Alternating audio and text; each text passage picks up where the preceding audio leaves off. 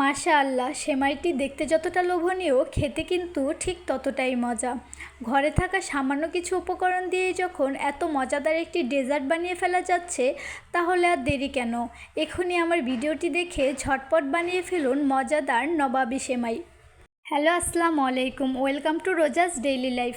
নবাবী সেমাই বানানোর জন্য প্রথমেই আমাদের প্রয়োজন লাচ্ছা সেমাই। এখানে আমি প্যাকেটে লাচ্ছা সেমাই ব্যবহার করেছি। সামান্য একটু ঘি দিয়ে আমি লাচ্ছা সেমাইগুলোকে 1 থেকে 1.5 মিনিট ভেজে নিব। এ পর্যায়ে চুলার জাল একদম লোতে রেখে সেমাইগুলোকে ভাজতে হবে। সেমাইগুলো ভাজা হয়ে গেলে একটা প্লেটে ঢেলে ঠান্ডা করে নিতে হবে। এবার আমি আরেকটা পাতিলে 1/2 লিটার দুধ বলক আসা পর্যন্ত জাল করে নিব। এবার এর মধ্যে আমি পরিমাণ মতো চিনি অ্যাড করে দিব। মিষ্টিটা আপনারা আপনাদের পছন্দ মতো দিয়ে নেবেন। দুধটাকে ঘন করে মালাই বানানোর জন্য এদিকে আমি একটা বাটিতে সামান্য একটু দুধের সাথে 2 চামচ কাস্টার্ড পাউডার মিশিয়ে নিয়েছি। এবার এই মিশ্রণটি আমি গরম দুধের মধ্যে দিয়ে ভালোভাবে মিশিয়ে নিব।